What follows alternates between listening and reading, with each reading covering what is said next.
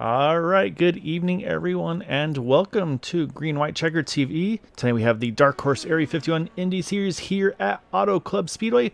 100 laps is our scheduled distance, and it is a warm one here tonight. Only 78 degrees ambient, but 127 degrees track temperature, and it's only going to get warmer as the day unfolds. So track position and I think grip is going to be the name of the game here tonight, Boomer. So it's going to be fun to see. I think this one is going to be a very racy one with that track temperature. I don't think these drivers are going to be able to just keep it pinned to that white line. So I think it's going to be definitely some strategy, and fuel mileage going to be the name of the game tonight. Hearing numbers anywhere from high 20s to maybe low to mid 30s. And with this being a 100 lap race, if we go caution free, drivers going to have to really try. I think they got to just back it down, try to make that two-stop strategy, go to 33, 34 laps on fuel. So it's going to be that risk versus reward that we see from time to time. Yeah, it's going to be a fun one tonight for sure, Gael. I am definitely looking forward to being back in the booth for this one. Auto Club, no matter what kind of car you're running, I really think this is one of my favorite tracks on the sim. There's so many places to run. You know, you can run the bottom, the top, just about anything. I think these guys are probably going to be glued to the bottom of that white line, but I'm sure we're going to see a couple guys trying to hang it out high, wide, and handsome, and it's going to be fun. It's going to be a good night. I can't wait. Yeah, no, you're not wrong there. I talked to a few drivers, and a couple of them were definitely kind of pointing at the top and saying, like, we want to rim ride this thing. That's going to be the place to kind of rip it around the top. So, but of course, I mean, you look at it, so you can kind of see it on the camera angles we got here. Say there's 4 or 5 distinct lanes here that you can run if you choose to, and they're going to be hunting for every single option there, because once you get that dirty air, say that car's not going to want to rotate. Saw some drivers in practice have to replace some front wings and such because they couldn't rotate that car once they got in that wake of that car in front of them. So definitely gonna need to be some strategy where to move their cars and do that kind of situation. So it's gonna be fun to see. But also we gotta pull up our point standings because it has been slowly shrinking. Craig Forsyth bringing it down now to 23 points from Nick DeGroot for the championship lead. And then Andrew Wood only 38 out in third. As I say, they have kind of separated themselves a little bit from Jeff Heisong in fourth, Dan Morera there in fifth. But again, this does not account for any of the drop weeks, which will start after tonight. Basically, we'll start adding the drop weeks. So after tonight's race is going to show their best 7 of 8, and then 8 of 9, 9 of 10, so forth until we get to the final race, race number 12, where they will get basically whoever has the best 11 out of 12 races. No playoffs, anything here. So then we'll see who will be crowned our 2022 Season 2 champion. So it's going to be fun to see who's able to kind of jump across the rest of the field here tonight. Yeah, it's just a classic old-fashioned battle, like just about every points system used to be in racing. So love to see it. Love to see that style of racing here. And these guys are going to be battling pretty hard here as we get towards the end with only a handful of weeks left here in the season. Yeah, it's one of those things every season. It feels like you're like, okay, here we go, 12 weeks, and then you blink and you're halfway through, you're 3/4 of the way through, and it just every season just quicker and quicker here. But you're right though, saying you mentioned with Auto Club being one of your favorite tracks with these Indy cars, and I say week in and week out, this is definitely like to me like the 4 kind of key tracks you have to have with Indy cars is Auto Club, Michigan, Indianapolis, and Pocono. So I think we've done 2 of them. This will be the 3rd of those, and then we will get to Pocono actually in 2 weeks. So we are gonna get those 4, to me, like I said, the kind of the premier tracks that you want to have in this schedule. So it's gonna be a lot of fun. Looks like qualifying just has completed here. So we're gonna pull up our starting order for tonight. As it looks like we got a couple big names up front here that are going to try to kind of spoil the show maybe on the playoff side of things. So let's go ahead and pull up those starting grid here, and it's going to be Eric Peterson on pole position tonight in that 36. And then kind of gave him a hard time. His first race back this season, unfortunately, just real life's been pulling him away. The number 50, Charles Heed, he hops in, he qualifies in second. Only 6 thousandths off, and then only 1,000ths ahead of Luis Gonzalez Nunez in third. And then rounding a top 5, Matt Wagner and Yari Brupacher. And then 6th through 10th, we've got Nick DeGroot, Jeff Heisong, Craig Forsyth, Andrew Wood, and Jason Hand. In the 11th position, we're going to have John Held, followed by Jim Herrick, Gary Corley in 13th, and Jim Brooks in 14th. In 15th, we have Dan Morera. 16th is Joseph Grilja. How do you? That's a tough one. Oh, sorry, Grijalva. Grijalva, thank you. I apologize. I haven't pronounced that one. Joseph Grijalva. I apologize. Okay, in 17th, we have William Gunn, followed by 18th, Ryan Steinhoff. And I can't see where your rest of your field pulls up, but the last three we have Joseph Morales, Thaddeus McMurray, and Joseph DeCiro running shotgun on the field for tonight. Yeah, same. And so yeah, I've got some kind of bonus of say with where I kind of set up with a lot of things. Say one of our local representatives lit the last name Grijalva, so it makes it easy for me. I'm like, oh yeah, I'm used to that last name. But yeah, I see the field all starting to grid up here on that on the pit road here before they get rolling off here. And so you see Charles Teed already ready to roll. Matt Wagner pops in right behind him, and there's, I believe, Luis Gonzalez just off the corner there as well. And then we will get these cars rolling here in just a moment. Just waiting for everybody to finish gridding up. There they go. So we're going to see that pace car roll off, Boomer. And then 100 laps here. Again, no green light checkers. One fast repair. And let's say hopefully those drivers are able to keep that in their pocket. Because, of course, you always want to get those all-important bonus points for an incident-free race here tonight. Yeah, it's definitely a big deal to get those bonus points. It'll make a huge difference as the season goes on for sure.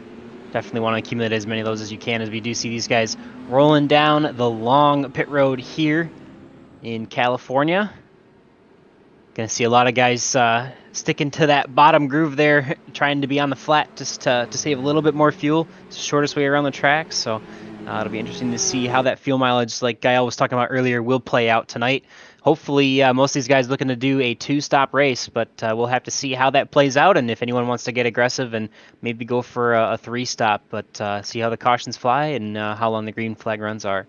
Yeah, I think that's the question, is if we get a caution, I think at that point all bets are off, unless, of course, we get a caution around lap 33, 34, then you kind of go right back into it. But I say otherwise, I think then the fuel mileage goes out of the window, and then it's just kind of an outright brawl to the end. So it's going to be fun to see kind of how aggressive do these drivers want to be. I mean, you know, these guys, while they, of course, want to lead and control these races, go as fast as they can, at the same time, they're pretty wily. They know that there's always something kind of up their sleeves that they need to do to be able to be there at the end. And like I said, I think for tonight, that's exactly what it's going to be, is to just run the numbers tonight. And say, unfortunately, say that maybe some of these guys want to be up front, push hard, but I think these guys are going to be run that fuel number. So we'll see as we hit the Geico start zone. As the green flag is out, it's going to be Eric Peterson, Charles Teed leading the field through the gears, as we're going to kick this thing off here as the field heads into turn number 1 for the first time.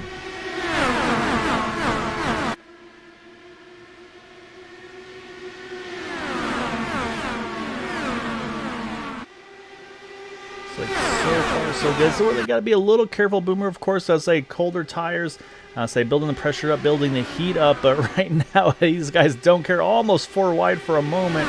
Charles T trying to take a look low, see if he can grab that first lap lead, but he's going to have a hungry Eric Peterson off of 4.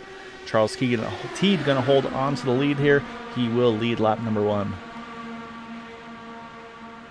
These guys are definitely dicey so far. Definitely got to make sure you don't get too tight in the aero wash behind the guy, but we're going to see. Looks like it's going to duck down here for the lead. 2 wide going into 3.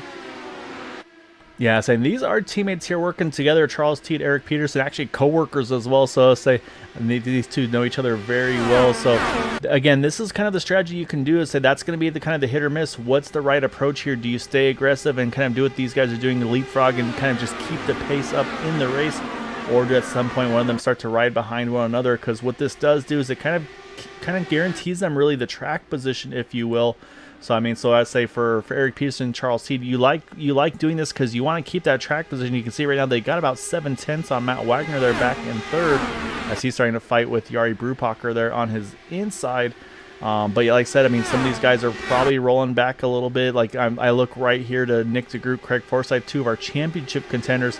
I think these guys probably just making fuel right now, and actually say add to our 3rd place in the points there, Andrew Wood right now. You've got 1, 2, 3 in points all lined up together here in 6th, 7th, and 8th. Yeah, definitely going to be paying attention to those guys more and more as the season boils down. Obviously, Nick, our reigning champion here, but Craig and Andrew both looking to upset him and make sure he doesn't get one and go back to back.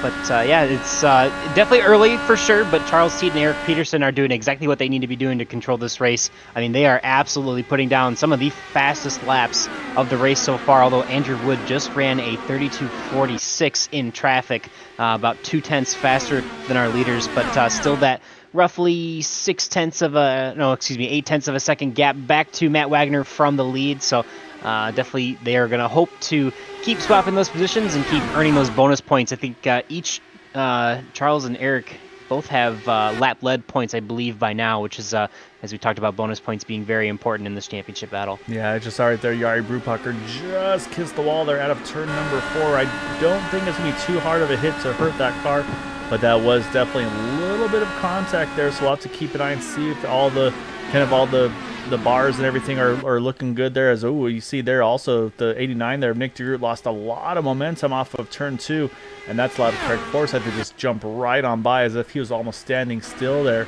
But you are right though with Charles Teed and Eric Peterson that yeah, they're just they're in their own little battle right now, and they've actually started to build it. They've almost got a second now on Matt Wagner. And actually, I think what we're seeing here is this is kind of a reaction to it. Matt Wagner and Luis Gonzalez Nunez, they said, you know what? We got to react to this. We got to try to work together ourselves here if we're going to try to keep up with them. But actually, now that it looks like they actually stay side by side here off of 2, and it is still about a second between that 50 and the 15. So the big thing is if these two up front, can they get another about maybe half a second, get to that 1.5 kind of magic window, and get out of the draft window of 3rd and 4th. That could be extremely beneficial for these two here to kind of just break away and kind of turn it into their own little race. Yeah, like I said, excuse me, they're doing just about everything they need to be doing right now at the front of the field. Honestly, probably having a lot of fun doing it too. He said they are co-workers in real life and teammates, so probably know each other pretty well. It's I've been fortunate enough to race with a couple people that I work with as well, and it's just fun to build camaraderie with people, and you can kind of almost lean on those guys a little bit harder, knowing that you've got an established relationship in real life, and it just makes it fun. So I can imagine Eric and Charles are absolutely loving every second of this so far as we click off a couple laps here, working on lap number 9 of 100. Yes, and I think we're seeing, right there you saw the 6 for Andrew had to roll out of the throttle there out of turn number 2, but I think Andrew Wood was kind of recognizing that because he's really stepped up his pace as well. He's now up 5 spots into that 4th position. Like you said, another purple lap for the fastest lap of the race, about, again, 0.4 quicker than the leader, just how big the draft is with these cars. And then you have to go again another about a second back to Craig Forsyth there from Matt Wagner. So the pace of these guys is kind of really, the gaps are kind of starting to form a little bit. And I heard that mentioned in practice where they had said you got to be careful not to lose a draft, because if you do, you might be in big trouble. So I have a sinking suspicion that probably for Andrew Wood, he was thinking like, you know what? These guys are starting to get away from Matt and Luis. I'm going to push hard here. I got to get up to these guys. Otherwise, they're going to just set sail away from the field. Kind of fuel mileage be damned, if you will, almost there. Because like I mentioned with Craig Forsyth right now, he's over a second back now of Matt Wagner, 1.1 seconds here, as he's got Jari Brupacher and Nick DeGroot kind of starting to chase him down a little bit, but they're not leapfrogging each other. And that gap continuing to grow between that 27 and the 6. So I say Craig right now just in the danger zone, but as I say again, we talked about the championship battle. He might not be worried about that field number, Boomer. He might be just saying, you know what, I want to do, or I should say the interval. Contact. Little contact. Oh man, that was close there off of turn number 4 with Craig and Yari. Don't know if Craig think we're okay. So looking at the back, Yari's rear wing looks okay. So they would have been more on the kind of the gearbox area. And try to take a closer look at Craig Forsyth's front wing, and that car's looking okay as best I can tell. So man, that was a close call, and great heads-up driving by Nick DeGroot as well, as Jim Herrick was able to sneak around in that little bit of a kerfuffle, if you will. But yeah, so up front though, nothing's really changed though right now, Boomer. Say the big difference is though, Andrew Wood has closed that gap back down though. It's now only half a second between him and Charles Teed. You can see, I mean, he's right in their toe here. And then also that's brought Luis Gonzalez and Matt Wagner along for the ride here too. But I do think though the second pack though, I think they're starting to lose touch here. Jari Brupacher kind of off on his own right now in that 49, and second Craig Forsyth, Nick DeGroot having to kind of try to rebound and recover to get back up there. Yeah, I'm hearing that. That was Craig's biggest worry there, was after that contact that he might lose the draft because of it, just from having to check up so much. So hopefully they can stick with it. As of right now, I think they're okay. But yeah, Yari is currently 1.5 seconds back off Matt Wagner. And yeah, they might be starting to get a little too far, a little too far away for comfort there. But I mean, that draft is going to be huge. It scales with speed. And these guys are just about the fastest things that run around this speedway. It makes a huge difference to get that draft. What you can run in the draft versus what you can run outside of the draft or by yourself. It makes such a huge difference. So hoping to keep with the pack at least. But yeah, actually hearing reports right now, it sounds like Craig Forsyth might be worried about a damaged wing. Yeah, so, I mean, it definitely makes sense. It looked really close, either contact or just maybe enough to be potential. And there you see Nick DeGroot looks like he's going to maybe try to make that pass down low. See, for a few laps, he's just staying right behind Craig, kind of just continue to save fuel. Again, I would say it's not a bad strategy because, again, right now, those two really should only have to worry about each other in the championship. But Right. in saying that, though, we got to think about third in points. Andrew Wood, he was still pretty close to them, and he's actually, like I said, he broke away from that pack. He's got right to Charles Teed, Eric Peterson now. So he's basically got his own little draft away from that group. But it looks like Gary Brubacher, though, I think he's been putting down some pretty big laps in that 49 car, has really closed the gap here. And it looks like starting to drag Nick DeGroot, Craig Forsyth along as well. So it looks like that ebb and flow is starting to kind of bring that according back in here. So we might start to see about the top 13 roughly in the same main pack, because right now our top 10 still within about 5 seconds of the leader here, about 4.5. And then you start to get a little bit further back to John Held there, about 1.2 seconds back off Dan Marrero. So it has definitely, the heat I think definitely spread the field out a little bit here, Boomers. It's 127 degrees on the track temperature. So I say now, of course, with the pace of this race, though, I mean, we're already on lap 17. We talked about the fuel mileage. Can any of these guys get to lap 33, 34? I mean, to me, it seems like I think they're just keeping the pace maybe too high to really allow anybody to kind of just sandbag, if you will, and just kind of run a big fuel number.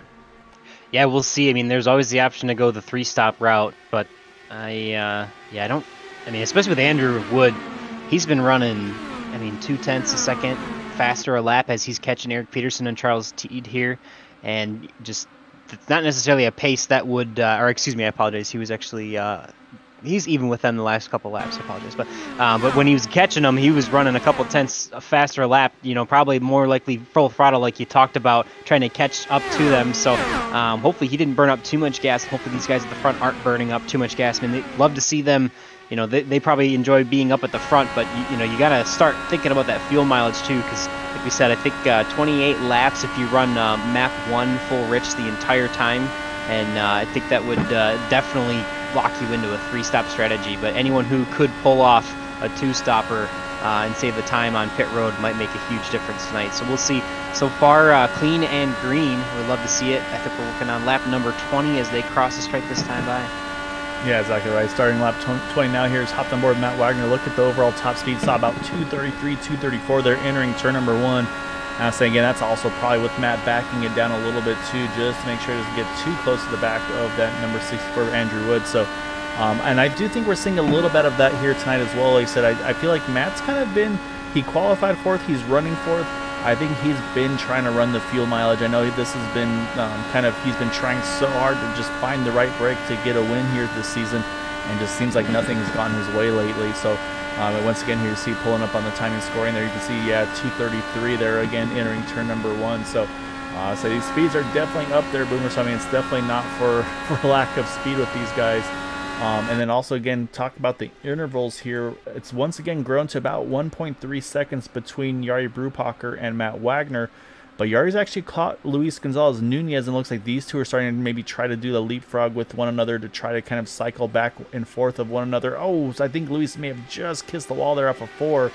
So he might lose a little bit of momentum here, because they've also got about a second on Nick DeGroot. It looks like you mentioned, maybe some front wing damage. Craig Forsyth struggling to keep up with Nick DeGroot as well. So, yeah, definitely a lot of potential here for just drop off and strategies and so forth. But right now, I'd say everybody's still roughly within that one, under a second or so, except for now, like I said, that gap between Matt Wagner and Jari Brubacher, about 1.6 seconds, as Matt Wagner now starting to do some big moves here, rim right in that top side, got around Andrew Wood.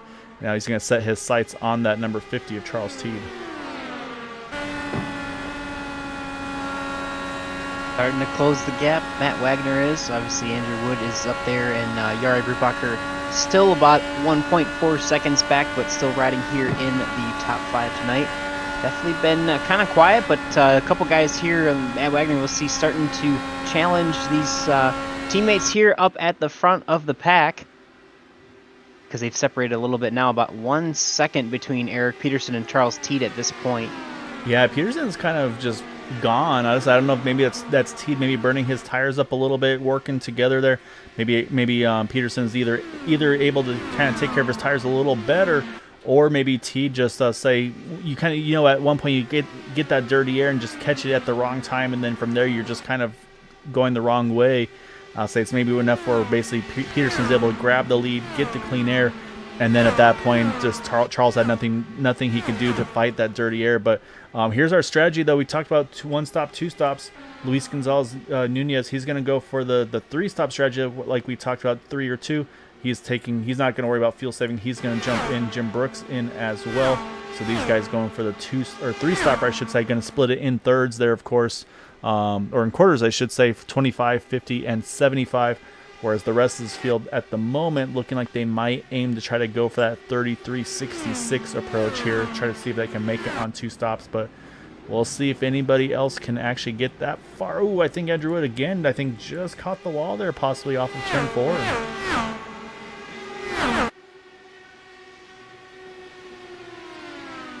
Looks like the car's okay from the cameras, but yeah, definitely easy. Very, very easy to get up into the wall. These guys are running so close, trying to maximize everything they can down the track. And it looks like Charles Teed is slowing down on the backstretch here. Not sure if he's planning to come to pit road this time or not, but he's actually back down into 7th place now, falling pretty hard there. And actually, Andrew Wood on pit road, so one of our championship contenders, they can't go the 2-stop approach, so starting to maybe get our questions answered here, Boomer. But as we say that, though, Matt Wagner now, he finds his way to jump around Eric Peterson. He jumps to the point now in that number 6. We'll see, do they kind of continue to try to leapfrog each other and make some pace? But no, it looks like Eric's going to roll in right behind that 6 car. But again, though, these guys that maybe try to make it on 2 stops, they got to go another 6 laps here, Boomer. I just don't know if they can do it. As you see, yeah, right now, I say whatever Matt's doing that beginning of the stint, it's really been working because he is just gone right now. And do need to mention also that we talked about sometimes pit road, so you can get in and out in the lead. Not the case tonight. That 64 Andrew Wood was towards the front. He is now currently sitting 1 lap down as he builds up speed. Also need to mention Jason Hand, Ryan Steinhoff. They're on pit road for their scheduled stops. So now it's kind of who can go the furthest right now, Boomer, and see if maybe someone can pull off that 2-stopper. Yeah, I'm curious that Charles Teed is dropping back so far. I wonder if he's trying to super save or something as he looks like he's going to duck on pit road. Yeah, never mind. So, yeah, interesting to see. Looks like, yeah, Eric Peterson, Jari Brubacher in right now. Yeah, along with Charles Teed. He's along with Charles Teed, yep. So the teammates coming down and Jari Brubacher as well. So, I mean, based on that, I mean, I feel like those top 2, the 36 and 50, they were running really hard, and they decided I think they just went to the limit of their fuel number there. Before they decided to hit pit road. So that's going to be interesting as well to see where they kind of come out in relation to maybe some of those other drivers that came in earlier. Let's say right now the furthest of those up is going to be Andrew Wood, who pitted at 26. And do you mention Nick DeGroot, Joseph Grijalva? They're also now on pit road. So let's say again the pit road continuing to get busy here. Gary Corley, John Held, William Gunn all rolling into pit road. So Joseph Cestero as well. And man, right now, Matt's got a 5-second gap on 2nd place of Craig Forsyth. Jim Herrick, haven't talked about Jim tonight. He's right there as well. So if there's a driver that's kind of Mr. Fuel Mileage, I'd say it's Craig. But the problem is right now he's leading up front here. He doesn't have that anybody to kind of tow off of him. Yep, here he comes. Actually, Craig's going to hit pit road as well, as is Matt Wagner. Yep. That's going to leave 3 to stay out here. Into. Yeah, but you see, Thaddeus in the background there. So that leaves now Jim Herrick, Jeff Heisung, and Dan Moreira, and Joseph Miles as now the final 4 yet to pit. Yeah, we'll see how this cycles out. As of right now, Andrew Wood is the current leader of those who have already made their pit stops, followed by Nick DeGroot, Eric Peterson, Luis Gonzalez Nunez, and Yari Brupacher. So that is the top 5 as of the ones who have pitted so far. We got a couple down on pit road this time as well. That's Jim Herrick and Jeff Hysong, as well as Joseph Morales. So Dan Marrera is the only one who has not pit yet. So interesting for him to stay out this late all by himself. He's got quite a gap to the rest of the field, about 30 seconds now. So just about a full lap, but he's going to be pretty slow by himself because most of the rest of the pack is fairly packed up, at least at this point. But here's the thing, look what lap we're coming into right now, Boomer. He's going to be pitting here at lap 33. Wow. Can he make the 2-stop? If we stay green, could he make this work? He needs to probably get just a little. He needs at least one of these stops is going to have to be 34 laps, of course, because getting to 99 is a whole different story than getting to 100. So Dan's the one he's the one that's going to be the one that has the chance to do it here tonight. I think probably the only one. Say Jeff Hysong was the second closest, being pitting at 32. However, the other story to talk about now is once the pit stop cycle, it's Matt Wagner to the point in that 6 ahead of Andrew Wood by about 6/10. But then you got to go 3 seconds back here, Boomer, to Nick DeGroot there, who's starting to lead a bit of a field here. So this is really good if you're that 6 car. You've got track position, you got clean air, and it looks like you don't think anybody else is going to be able to kind of fuel mileage you at this rate. So this could get very interesting here. So waiting for Dan Marrera to cycle through. And here's the last thing that 26 car needed, though, Boomer. Look how empty it is around him. He's got nobody in drafting range in front of him. He's still got a pretty good gap behind him. I think he's got to just, if he's going to kind of stay committed to this, he's got to back it down here, wait for those guys to come in front of you, and just basically just save, and just basically you got to run your race here at this point to run a number. Don't bother trying to keep track position. Yeah, exactly. So he may have a chance to pit one less time than the rest of the field. Looking at most of the drivers out now, a typical in-lap is about 40 seconds, 45 seconds, 43 to 45, which puts you at about 10 seconds a lap slower, and then the out lap is over a minute. So looking at about an additional 40 seconds to the lap time just to pit. So that was how we showed Andrew Wood went a lap down. So if so basically over the course of a run, Dan Marrera, if he can stay within 40 seconds of the leaders, he may have a chance to be able to save a ton of fuel and only go 2 stops. This would be interesting to see if he could go that way. Like we said, he would right now with the same strategy, he would run out coming to lap 99, so he needs to save one more full lap of fuel. But if that's a strategy that you're going to commit to, you might as well commit hard to it. Nope. Never mind. Strategy's out of the field here. Charles Teed around, it looks like on the trial or the front stretch here. And not sure, don't see anybody else around him, but this is going to throw the pit window out of the question now, because everybody's going to come in here, I think, for fuel and tires. But he's able to get back going again. Car looks not too worse for wear, so let's go back and see what happened to Mr. Teed here. Yeah, it looks like a little bit of contact once we pull the replay up here. Let's go ahead and jump back. Let's take a look here at Charles Teed through. You can see, yeah, already way off pace there out of 4. May have had to kind of just slow it down there. And I think this is just a case of us. Again, I'm running super slow-mo here. I think what was happening there was I think the Charles was probably trying to get out of the way of the 40 of Jim Herrick. Jim Herrick was trying to get around the 50 of Charles Teed, and then they just kind of met in the middle. Say it's one of those ones where it's like, oh man, actually he goes on 2 wheels there for a good bit there, a couple times there. So honestly, kind of lucky to stay on the wheels in that number 50, but. Yeah, I feel like it's kind of one of those after you situations where when you're going about 210, 220, say those gaps close very quickly. So, honestly, I think this is probably a caution that's a blessing in disguise, possibly for almost the whole field.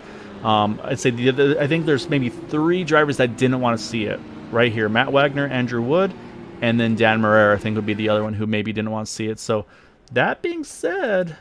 Matt Wagner staying out here, Boomer. I'm not certain about this strategy here, pitting at lap 30.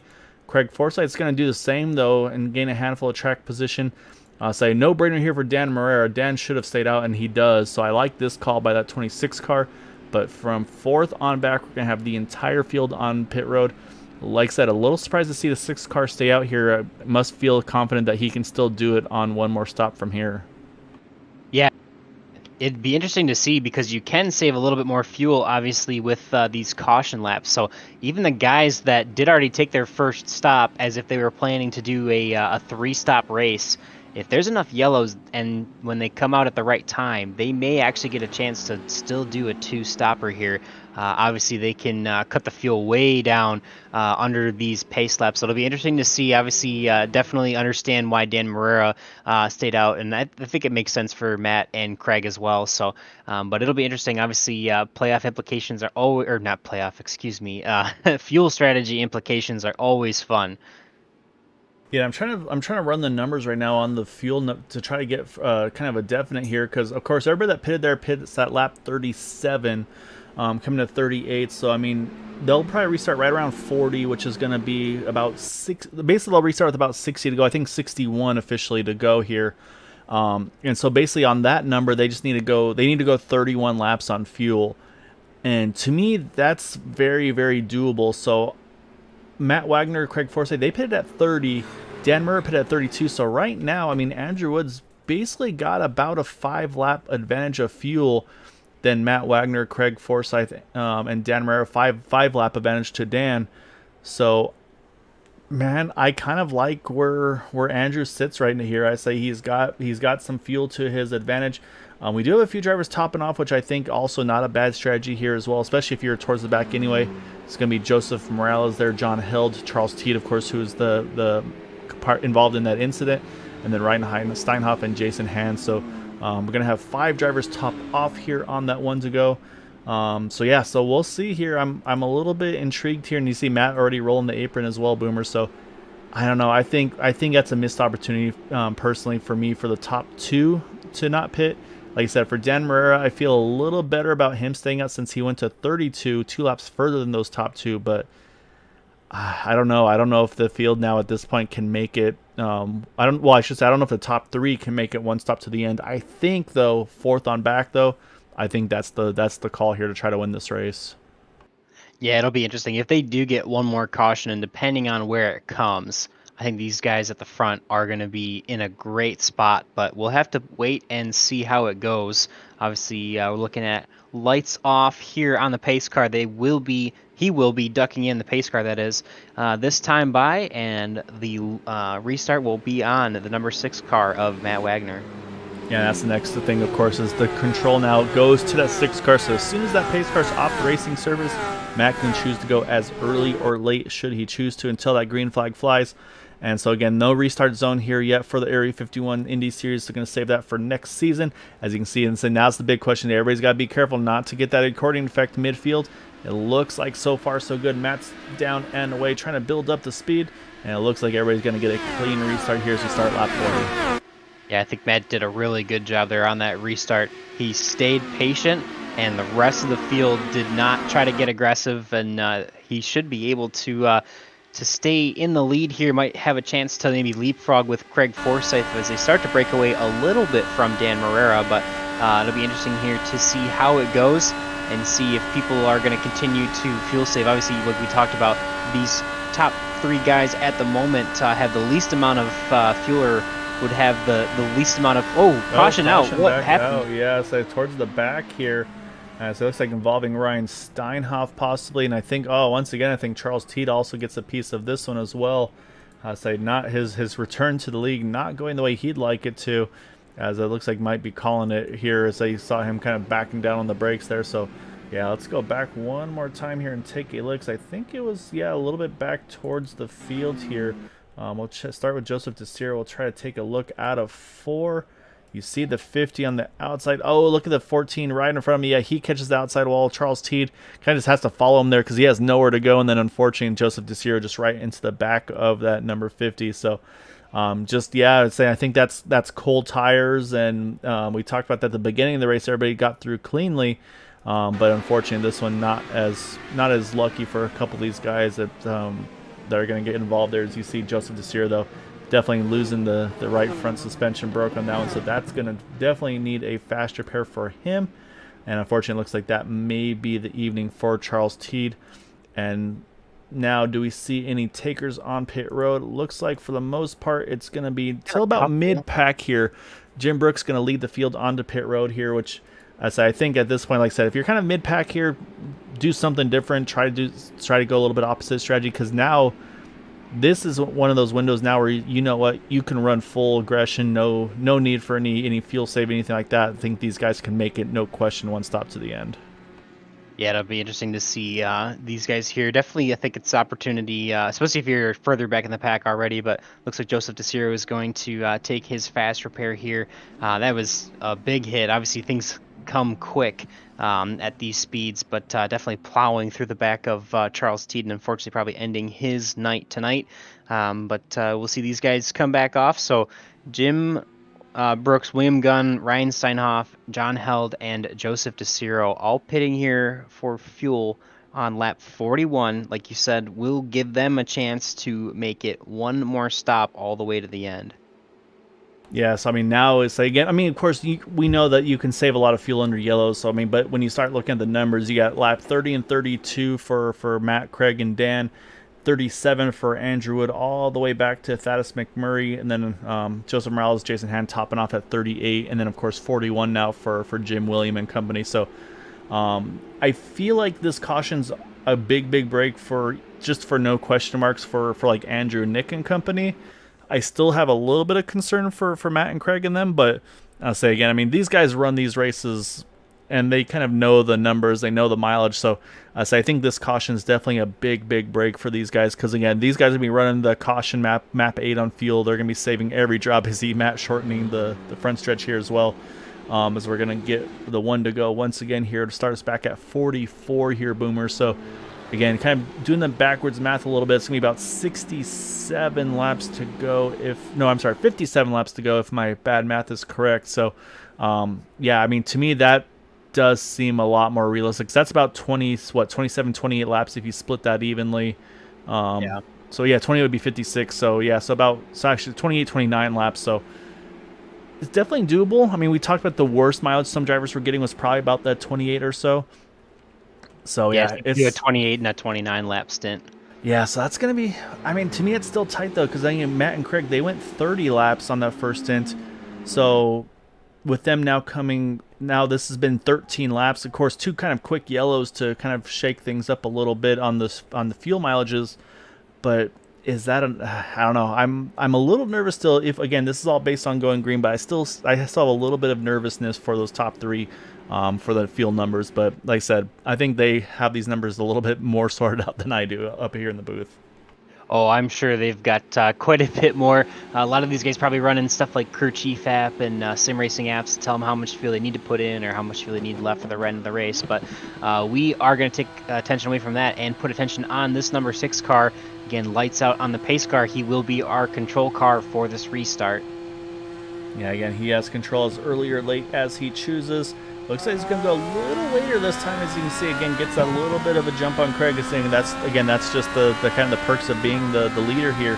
Everybody else just has to try to be as quick on the draw as they can.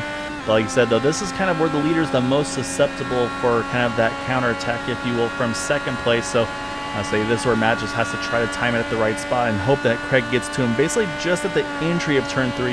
That way he can run that low side through through 3 and 4. I'm sorry. And yeah, it looks like that's going to be a no question mark there. All is going to be fine here for him. So we'll see what these guys have in store for now. And the strategy is, does Craig maybe just say, you know what, I'm going to let Matt be that the one to lead the way. I'm just going to kind of sip off of his draft and save fuel and just enjoy things as yeah. So we'll see what we got here. But like I said, still plenty of time to go. Not quite halfway. Although Dan Murray and Nick DeGroot already starting to battle here for that 3rd spot. Yeah, Dan Marrero now being passed by Andrew Wood, as you mentioned. Nick DeGroot also in the top 5. So we do have 2 of the championship favorites, Andrew Wood and Nick DeGroot, in the top 5 on the same strategy. Obviously, Craig Forsyth sitting in second still is the one that we mentioned pitted last on lap 30, which wouldn't be enough if you went 30, 30, and 30 laps to go the rest of the race with fuel. But have had some yellow here to slow down and save some fuel, so it'll be interesting to see. But bit of a split decision here for not just a couple cars in the field, but 3 of our championship favorites are split in their fuel decisions tonight. Yeah, so Andrew Wood wasting no time already working on Craig Forsyth here. Say the last time by ran the fastest lap of the race, a 32.37, as he's working on to the back of that 27 car. And like I said, I think for Craig here, I think he's just going to try to use the toe off of Matt Wagner. I think that's kind of Craig's strategy, because you can see he's not putting any pressure on that 6 car. So I think Craig probably trying to back down his fuel map maybe to maybe like from map 1 full rich, maybe a map 3 or so. Kind of halfway in between full lean and full rich. I'll say, of course, these cars have 1 through 5 for oval racing, then they have 6 and 7 for road courses, and then map 8 for under yellow. So I'll say I kind of see Craig is probably running around 3 or something in that range. You still got to be able to keep up with that guy in front of you. But as I say, yeah, I think Craig's not worrying at all about that leader here. He's going to let Andrew Wood right on by.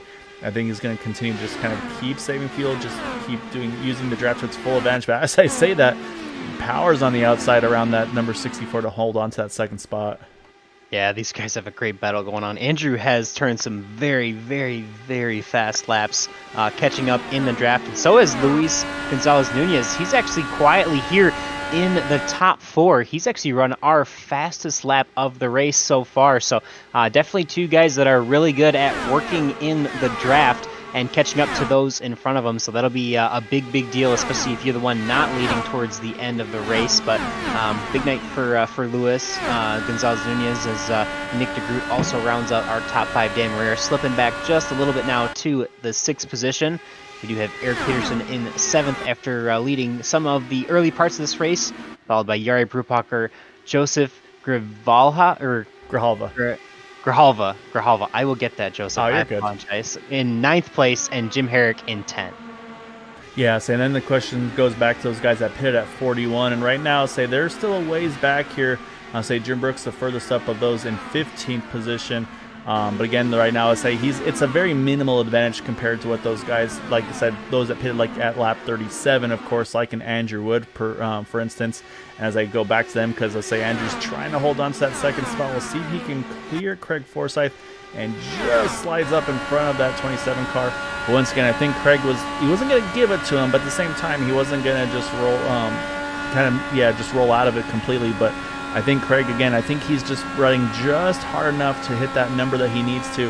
As there goes Andrew Wood, he's going to just kind of try to take control of this race. Now we'll see, what does Matt Wagner do? Nope, he's not gonna stay and just kind of stay in lockstep. He's gonna push still here as well, Boomer. So I say Matt must be feeling pretty good about his fuel mileage still in that 6 car as well. And like you said, Luis Gonzalez-Nunez starting to creep back in here in that 4th spot, just a couple tenths off of Craig. Interesting battle here up at the front. Obviously, as you mentioned, Matt probably not too worried about his fuel right now if he's battling this hard with Andrew Wood, but we will have to wait and see. We are currently working on lap number 52, so we just missed the halfway point of the race, a couple laps beyond it now, and pretty much, like we said, one more stop probably for most of the field. Again, the only question really being Matt Wagner, Craig Forsyth, and Dan Marrera, if they can stretch it to one final stop, but probably getting close for at least Matt Wagner, Craig Forsyth again, and Dan Marrera to making that final stop, but probably going to have to do it, after lap 70, so probably about 20 more laps here before they can really consider taking that final stop of the race. Yeah, that's what I was thinking too. It's probably about like lap 72 is my kind of ideal pit stop, where it's like, okay, that's probably about at the point where you can make it to the end full rich, like we're talking about kind of map 1, no throttle control, anything like that. You're just going pedal to the metal all the way to the end. So anybody that comes in, like I said, I think anywhere from 70 or earlier, I don't feel the most confident about it.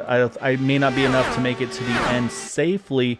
I said they could probably do it to the end, but might have to do a little bit of fuel save for that final stint. So, like I said, but yeah, I think the three biggest question marks, so like you said, are going to be Matt, Craig, and Dan. So, I like where Craig is. He's kind of just cruising just off the back of these guys. I think he's still running a field number, and Dan Murray just 2 cars back as well, kind of just right in that nice little pocket where he is. So. To me, the one that's been driving the hardest of those that stayed out has definitely been Matt Wagner. So that's kind of my concern on fuel is probably sitting more in that cockpit of that 6 car. Yeah, definitely. He doesn't seem to be worried about it right now, just with the aggression that he is still trying to go after, trying to keep this lead, still grabbing some bonus points for leading laps here, and could eventually become, I believe, our lap leader of the race, but need to check in on that later, too, to see how many laps he leads versus how many everyone else has led so far. But a good battle so far. You know, the leapfrog method, at least for him and Andrew Wood, seems to be working okay. I don't think they're quite working on it together as well as Charles Teed and his teammate Eric Peterson were doing it earlier. I think they're just kind of more battling and it kind of happening, I guess, maybe not naturally, but you know, as the battle goes on, it's happening where they're leapfrogging, but not nearly as natural as like teammates might be wanting to hand it back and forth. So definitely getting I wouldn't say aggressive, but just trying to be up at the front and be the one in command of this race. Yeah, and saying you can't tell they're definitely not fighting each other as they could. One of them could be trying to protect the inside outside. Say, but you basically see right here. Once in the 64, he gets the run, and say Matt sees it. He just says, "Okay, I'm just going to roll on the top side, let you get the low line, kind of the shorter distance around."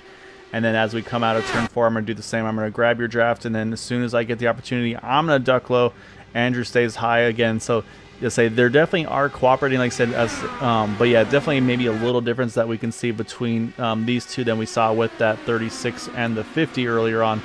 But yeah, right now, let's say Nick DeGroot trying, I think, to kind of pedal these guys back in a little bit, as we still got pretty much the top 10 here, all within a kind of touching distance here. It's about 4 seconds from Eric Peterson to Matt Wagner, and he's got about a second on Jim Herrick, who's just kind of drifting back just a tiny bit right now. As you see, Peterson got really tight there off the floor, had to possibly roll out of contact. it. Yeah, that was contact, close. I think. Yeah, so basically we're getting to the point now, Boomer, though, like I said, about 12 more laps for, to me, a rough fuel ended open to me. Like I said, I think 14 laps is where I feel safer about it. And again, but then you go back to those guys that pitted later, like Jim Brooks, John Held. Maybe they try saying, you know what, let's just run it as far as we can, because we've seen that leaders can get trapped a lap down. If we get a caution, we could pit under yellow with the whole field a lap down, and saying that just gives us some great track position. So there are some games that can be played with these guys that are trying to maybe work an alternate strategy here. So it's going to be it's kind of going to be that track position versus fuel mileage versus just the timing of that final pit stop. Yeah, for sure, Gael. Definitely nothing going to be interesting. I know it's probably been what we talked about most of all of this race, really. But that's, I mean, it's going to come down to being a big deal. And I still think if Matt Wagner and these guys who have pitted most recently have a chance to go only on one more stop, I think it's going to be a big advantage for them. And who knows, maybe even could get Matt that first win of the season. That'd be huge. Oh yeah, no, that would be we would have I would say he's always a fun interview, but I'll say, is Craig so tight there off of turn number 2. But yeah, no, a race win interview with Matt Wagner, I say he would be just that extra step above, say kind of that from excited to probably very ecstatic in that number 6 car. So but right now we're hopping on board with Craig Forsyth, and that car is, to me, Boomer, he is struggling. That car just not able to rotate the way he needs it to. I'm sure he's making plenty of adjustments in the car, but he's starting to fall about 0.8 of a second off of Nick DeGroot. As you can see, he's just trying to find the clean air, because on the inside, you've got the 64 and the 6 kind of running the bottom in the middle. Nick DeGroot's kind of rim riding, so Craig's just got to find somewhere that's got the cleanest air, basically, to give him any sort of chance of trying to keep up with these leaders here. Yeah, it's so funny because the draft or the tow for these cars is such a big deal, but as soon as you get in the dirty air as well, it makes these cars tighter than anything. It's really amazing how these aerodynamics work, because it can help you for a while until you get too close to it. And if you're, it's almost like jet wash, really. I mean, it's you get behind a guy and all of a sudden your car just plows tight into the wall. So definitely, and you can actually kind of see, if we're paying attention back there, you can see him playing with the different weight jackers and all the other fancy controls they have here in the Indy cars to try and make adjustments in, honestly, sometimes both ends of the racetrack, changing twice a lap just to see if they can get a better balance in turns 1 and 2 and 2 and 4, because they drive very differently. Obviously carrying a lot more speed into turn number 1, and turn number 1 kind of a decreasing radius, where turn number 3 and 4 is kind of an increasing radius as it gets back onto the front stretch. So definitely going to have different settings for most of these drivers as they're changing everything, even maps, you name it, throughout every lap, sometimes twice, 3 times a lap. Yeah, so you saw right there, it's about 221 roughly in there in turn 3. And I'm saying, but here's the difference. You see right there, even about, again, 223 there entering turn number 1. And so we were talking about earlier, we saw Matt Wagner, I think it was about 233. So, I mean, basically a 10-mile-an-hour difference in the draft versus having the clean air on your nose. So, basically, it's that kind of balance. Like, do you want speed or do you want to have the clean air to be able to turn that car? And I'll say right now, of course, Andrew doesn't have the top end, but he's got the rotation where he can just put that car wherever he wants to.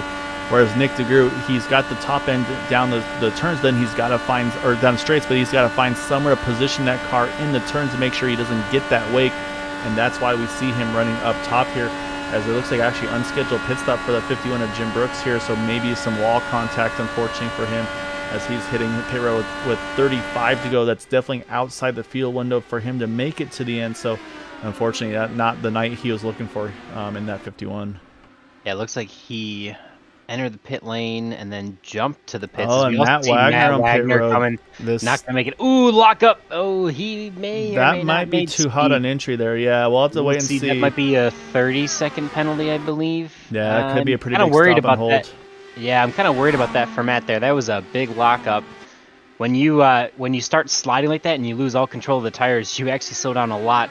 Well, however you want to look at it, you don't slow down in a quicker time. It takes you a longer distance to stop because you do slide those tires, so you don't slow down as quickly as you'd like to. So it's definitely a fine edge, and hopefully Matt didn't break it. And there's a little bit of a grace period on pit road as you're getting down, as we see also Craig Forsyth coming in this time, definitely not going to be able to stretch the fuel like we thought they might, unfortunately. Yeah, and that was my concern about the fuel mileage, and unfortunately looks like it's coming to fruition. And to answer your question, Boomer, unfortunately, Matt Wagner's still on pit road at 20 seconds, so yeah, stop and hold for that 6 car. So at this point, that's going to put him probably at least 2 laps down as they run here. So yeah, definitely a big shot for that 6 car to have a chance at the win here tonight. So at this point now, say for Craig Forsyth, he's rolling out. Say again, he's going to be put a lap down here, but again, he pitted there with 33 to go, and we never saw anybody hit that number. So I think the 64 just kissed the wall there off of 2. These guys, the handling of these cars are definitely starting to fall off a little bit. So yeah, so unfortunately for Matt Wagner, just now rolling out of pit road, is going to be 2 laps down. Should cycle back to 1 down once pit stops kick off. But again, it looks like the right strategy for these guys was that pitting a lap 37. I was a little nervous about that early pit stop, as Dan Morera also pitting here at 70.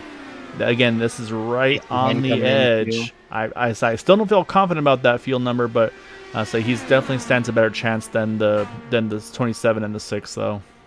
Yeah, for sure, definitely. And also, while we've been talking about fuel strategy, look who has quietly taken over the lead.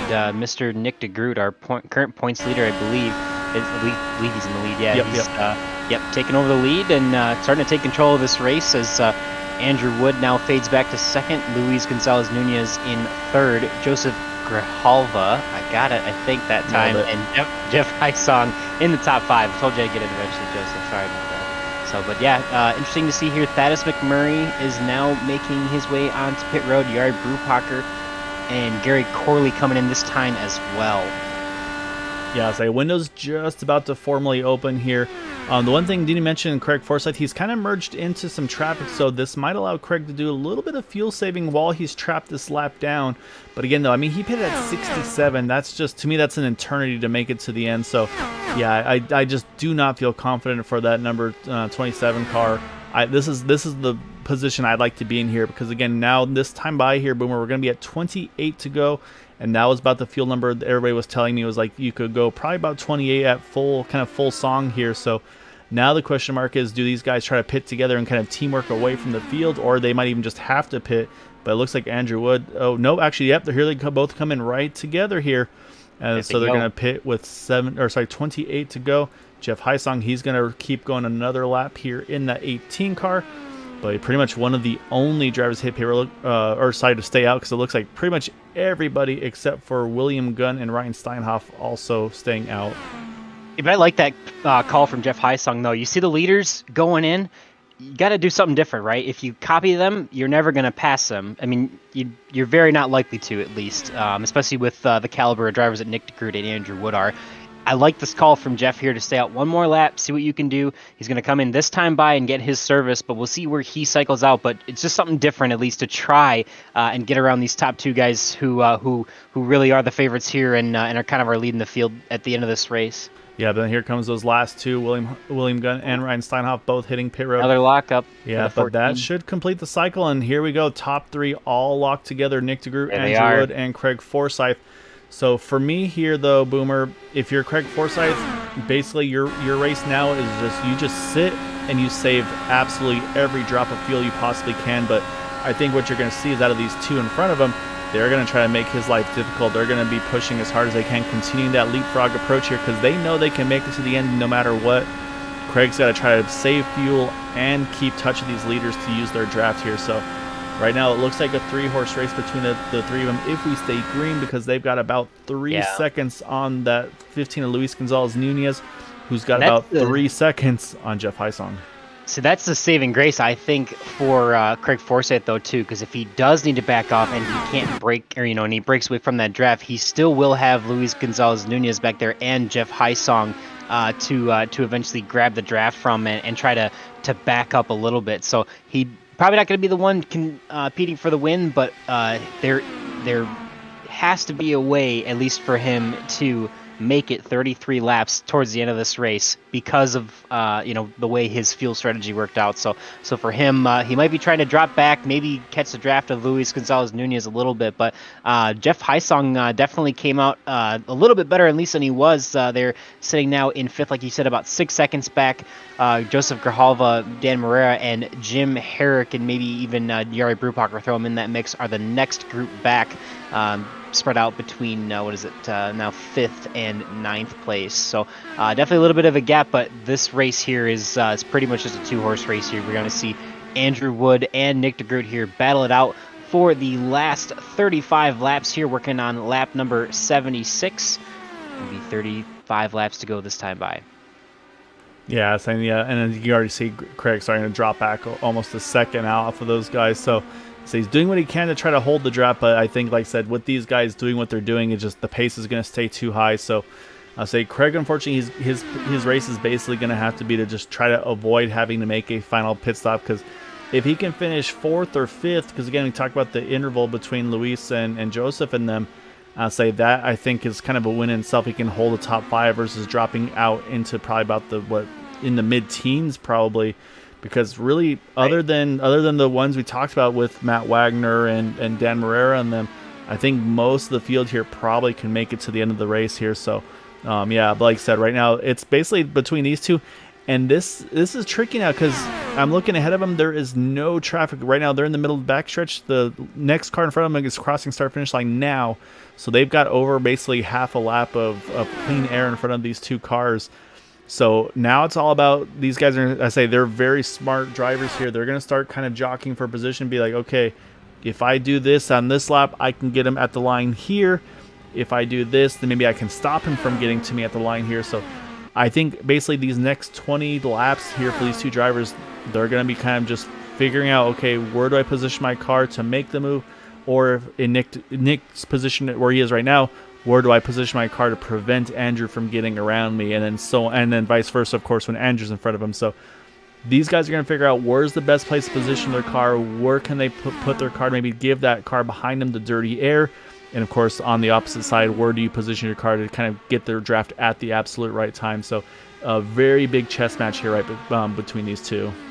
Yeah, definitely. And I apologize earlier when I said 35 to go. I definitely meant 24 to go. So a bit of a hiccup there. But yeah, working with about 20 laps to go now, these two guys at the front of the field are really just going to be spending the next 20 laps trying to figure each other out, size each other up, and figure out where can I make this move, how can I make it. So it'll be interesting to see who is going to come home on top. But everyone at this point, other than maybe Craig Forsyth, should be able to go the distance. So we're gonna have to wait and see. Definitely gonna be an exciting 20 laps for the rest of this race if it does stay green.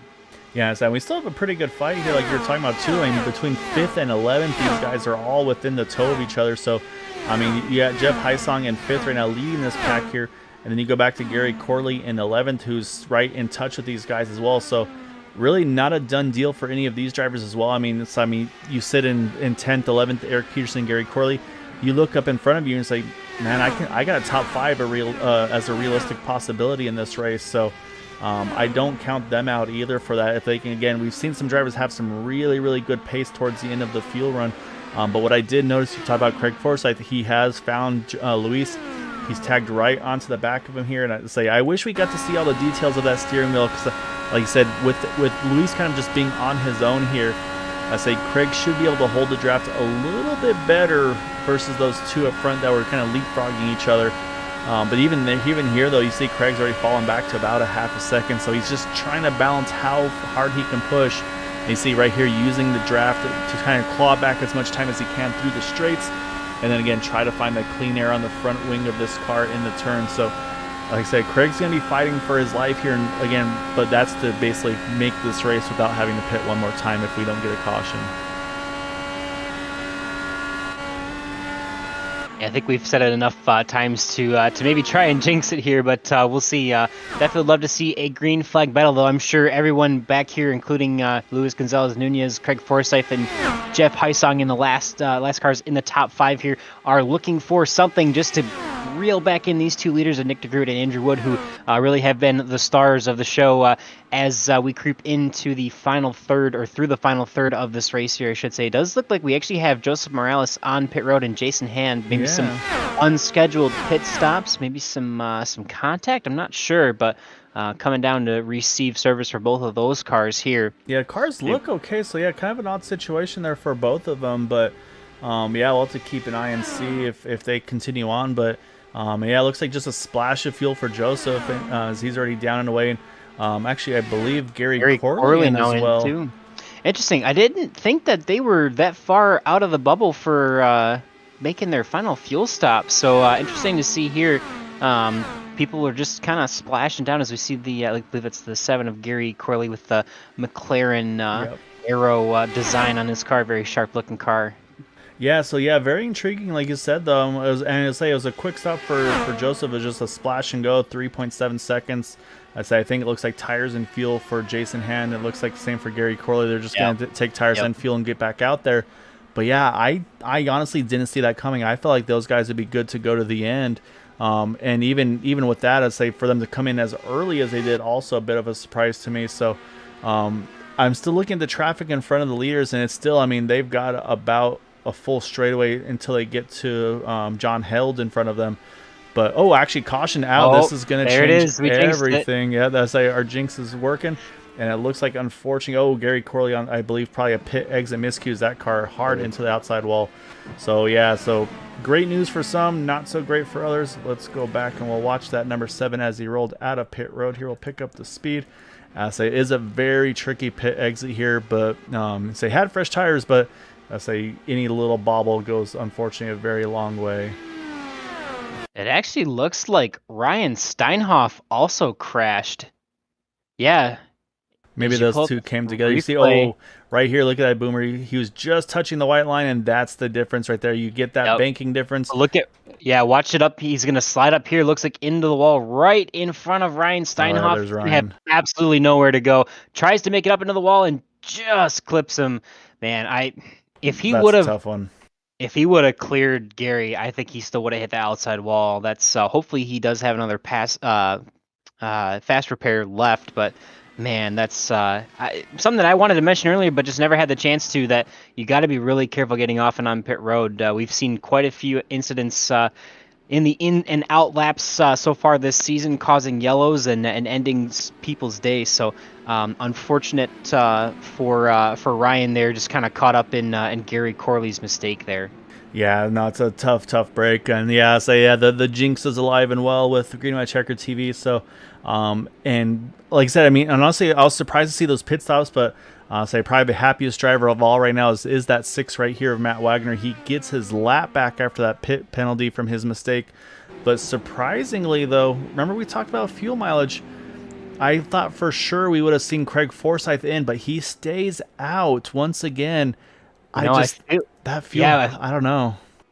I feel it. Well, so he had to go 33 laps, right? We saw Dan Morera go 32, and I think Matt Wagner and Craig Forsyth go 30 on the first pit at lap 30 on the first stint. So I think if he can save 1 or 2 laps of fuel under caution here, I think he's going to be okay. But it'll be interesting for sure. I think obviously Craig was definitely the one who was looking forward to seeing that yellow flag come out. You know, he could probably even be, I know we have fuel maps in these cars, but he could probably even be clutching and shutting the car off too. I know that's the maximum way to save even more fuel, just to cut the engine completely. But we'll see here, as doesn't look like he's super concerned about saving fuel. He's actually running the outside line. Probably would have been on the apron if he was seriously concerned about his fuel here. But it'll be interesting to see. So it did look like Andrew Wood came down pit road to maybe get some fresh tires, as well as Jeff Heisong, Yari Brubacher, and Eric Peterson. So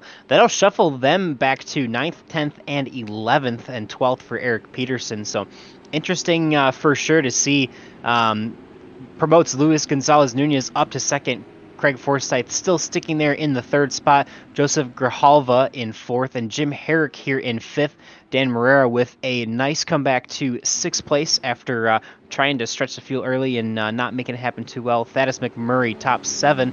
William Gunn, Andrew Wood again, and Jeff Heisong rounding out the top 10. So it'll be a battle here for these top 14 cars now on the lead lap, as like you said, Matt Wagner getting his lap back as the lucky dog this caution. Yeah, this is gonna be interesting. So I mean, again, the leaders here pitted at lap 72 for Nick DeGroot, 71 for Luis, and 67 for Craig. It's gonna be about 15 lap fresher tires here for Andrew Wood, Jeff Heisong, and company. So this is gonna be fun to see. Do tires play a difference in this final stint? Because these guys are gonna be going for everything they have here. Let's say maybe Nick's just thinking, you know what, track position too important. But I mean, we saw right there one of his championship rivals in the 64. He's rolling the dice here.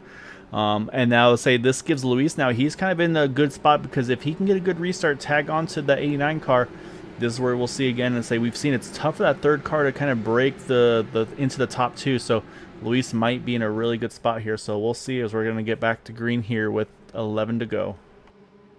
Nick DeGroot will be the control car on the restart for the first time tonight. He is off and away. Looks like he got a wonderful jump over Luis Gonzalez Nunez. So we'll see, like you said, as we get down to the backstretch. He's trying to break the draft here as the rest of the car kind of snakes through. And we'll see as he gets into turn number 3 if he can hold that spot. But so far, the leaders have had good luck of making that jump and being the ones to stay out in front here on the 2-mile speedway at Auto Club. Yeah, and I think, Nick's probably safe right now. Say it's going to be more probably right here out of 4. If Luis can get a good XBC right there, got a little bit of air wash. Not sure. Ooh, Craig also just had to chase it all the way up to the wall there. So that puts him under attack from Joseph Grijalva. You see Joseph peek into that 2nd lane there on the outside here. And yeah, Luis just was not able to get close enough.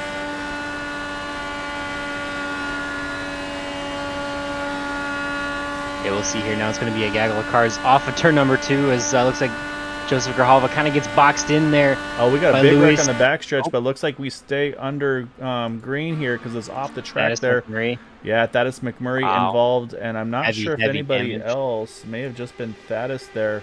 But yeah, that car he's going to try to limp it back to the pits. We'll see if he can make it, and if so, we'll stay under green. But we'll jump back up front here, though, as like I said, Nick DeGroot and Luis Gonzalez still trying to fight for that front spot. Ken mentioned Andrew Wood. He's worked his way up to 6th position here, Boomer, so he's just in the outside of this picture. There he is. He's still got 9 more laps to work with to try to get up to these guys. Like I said, he's got the fresh tires. Yeah, an update on that crash. It looked like Thaddeus McMurray had, I would say, some help off of the nose of Jeff Heisong in the 18, unfortunately. So not sure what happened there, but Thaddeus looked like he was checking up a little bit off of 2, and Jeff might have misjudged the speed a little bit. But unfortunate there for Thaddeus. Looks like he is going to be back in the pits towing, and yeah, probably going to just about end his night here. Yeah, saying business picking up Jari Brubacher. He puts on the fastest lap of the race with a 32.30. So you can see Craig, he's falling off the back of these top three right now, and he's going to start falling into the clutches of Andrew Wood. But I say Andrew can't waste time because Craig's almost about a second back. As here comes Joseph Grijalva. He thought about it. No, he's going to stay up on the top side. These guys trying to figure out where they want to position their cars here. So it looks like having a little bit of some connection hiccups, trying to find a car to look at. Oh, I think Nick DeGroot. Oh, yeah, he is having like some big connection hiccups here. That's going to be, this is a kind of a dangerous spot for Nick here, because let's say you get too many of those and it's at risk of kind of getting blinked out there. So it looks like he's kind of recovered and he's back in it here. But while that was all happening, Andrew Wood has gotten around Craig Forsyth and moved Andrew up into fourth. He's in range of these guys in front of him. He's got the fresh tires. Can Andrew close the gap in his remaining 6 laps? Yeah, definitely the opportunity for him to just absolutely send it here. He's got the tires, he's got the fuel to do it no matter what. So we're probably going to see Craig Forsyth drop a little bit more, I would maybe expect, just as he tries to save the rest of the fuel. But this is going to be a battle so far. Nick DeGroot is definitely under fire from Luis Gonzalez Nunez and Joseph Grijalva. It's definitely a blanket under the top 3, and Andrew Wood, we'll see this time as he crosses the stripe, he will be at least 2 to 3 tenths faster than everyone in front of him. So that'll be pretty big as he is starting to catch these leaders. And we do see Luis Gonzalez Nunez now to the point here with 5 laps to go. Yeah, but that was Luis. I was wondering when Luis might try to make the move and get around Nick DeGroot, and the last time by was when it finally happened. And I was saying, honestly, that probably was a good thing for it to take that long, because it allowed Andrew Wood to kind of keep closing in. And I say, you can see, watch Joseph Grijalva. He's trying to find an opening here, just can't quite find the spot yet. But he's inside. Oh, it's tight there. He has to roll out of it now. Nick watch DeGroot, out. Yep. Nick's going to get underneath him. Yep, he's going to get slow off turn 2. Contact, I think. A little bobble at least. Maybe a little bit of contact, but still rolling, still green. Andrew Wood up to third, excuse me. He's going to have the freshest tires here. Not going to make a huge difference here in the Indy cars, especially not at Auto Club, but it's going to give you a little bit of an advantage. See, he can probably hold a better line through the corners, as we do see Joseph Grijalva now getting back around him on the outside, but it is too wide here for the battle as Nick DeGroot sends it off into turn number 1 as our leader.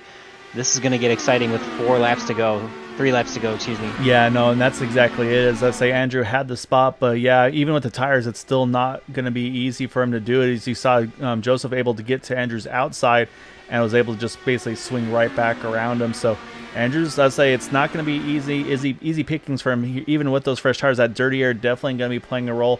As like I said, though, we're down to 2 to go here right now. Looks like. Yeah, I was going to say, so it's interesting to see there, Luis Gonzalez Nunez made the pass into turn number 3, but Nick DeGroot actually beat him back to the line. So as of right now, the way this is cycling out, Nick has the advantage at the line. So we'll see if Luis can make the pass into turn number 3 and make it stick all the way through to the start-finish line, as we're going to get the white flag this time by. Yeah, this is where Luis is going to figure out, does he still protect or not. I think this is the right call. You let the 89, you give him the low side, and then on this final lap here, you do the same move if Nick allows it, and then you keep it pinched low. Yep, Nick actually takes the white flag here, so we'll see if Luis has enough to get back around him into turn number 3 and make it stick and hang in front of him. They're going to try and break the draft. Yep, trying to break the draft is the 89 of Nick DeGroot. See if Luis can even get to him off the corner here. As it looks like Nick may have played this perfectly. We'll see. He's going to get a good run out of 4. Is it going to be enough? Right now, Nick's got plenty of room to work with. It's not going to be enough. Nick DeGroot going to get the win here tonight at Auto Club over Luis Gonzalez Nunez, Joseph Grijalva in 3rd. And then Andrew Wood fought hard, got all the way back up into the top 5, finishes in 4th. And then Jari Brubacher going to round out our top 5 in that number 49 machine. And then for some of those that were talking about earlier, Matt Wagner from the wave round, he gets back up into 8th. And I think it's going to be a bit of a heartbreaker. Craig Forsyth drops all the way to 9th position here tonight. Yeah, he did finish the race, though, which is huge for the fuel strategy that he had. So, definitely didn't work out the way he wanted, unfortunately, but he still was able to do it, as we do see Nick DeGroot going to probably do some front stretch celebrating here. Definitely. Bring some friends along with them. Yeah, looks like a podium party here on the front stretch. That's fun. But, time and time again, this 89 car, Nick has absolutely shown how he really is the class of the field, taking home yet another win this season here in Auto Club, extending that points lead. Definitely going to be a hard one to beat for this championship. Yeah, he's definitely kind of trying to solidify his strength on there. As let's see if he can get it stopped. Oh Backing man, in. Oh, wow. he pretty much parked it right in that 19th hole victory lane there.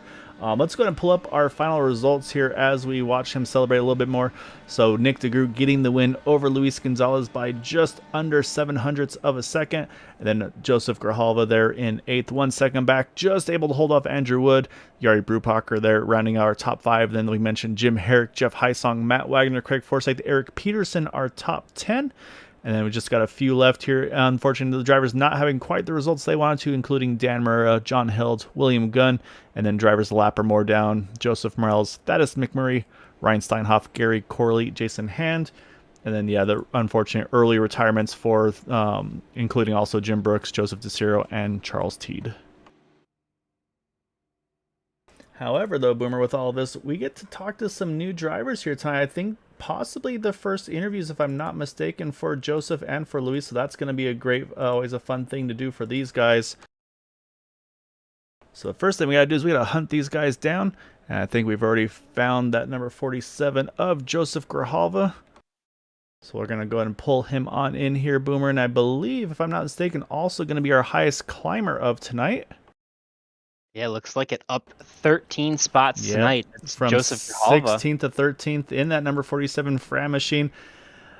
So Joseph, I mean, this was kind of a strategy race here tonight with the kind of when to pit. Do you save? Do you go full send? Try to make it on 2 stops before the yellows happened, and then do you pit? Do you not pit? I mean, how do you go through all the strategies of what's the right call to make? I mean, was this one of those ones where you're just kind of pulling your hair out because you just don't know the right decision at the end? So I'm pretty fortunate. I got to thank my crew chief, Jason. He crew chiefs all my IndyCar races, so all I had to do is drive. He took that load off my mind, and he did strategy for us today. Definitely a great battle there towards the end with Andrew Wood. Obviously, he had pit last at lap 87 after the final caution to take tires and fuel, but you were able to battle around him and get back around him for the last spot on the podium. Take us back to those last couple laps, and did you think he was going to get there and be able to get around you guys? So my main focus was looking out the windshield and turning off the mirrors, right? I knew I was quick on the high side. High line is I saw them guys drop into the middle low line, and I would just put my foot down, and most of my passes were on the outside, so I knew I can get them. Yeah, I mean the momentum is definitely. I say we talked to some drivers, and they were definitely mentioning the outside line. They were feeling pretty good about that tonight, and I mean it was a big fight. Obviously, I mean I'll say the other courses. Let's say when you kind of get to that third car to try to kind of jump the gap, if you will, to find a way to break into that top 2 with Nick and Luis. I mean, how hard is it to try to kind of find a way to kind of put your name in that hat, if you will, to kind of get after those 2 guys at the end of it? Was it just trying to see if you could capitalize on a mistake, or I mean, was it just was there anything different you could have done to try to jump between the 2 of them, and that way you be in that spot to kind of jump between them?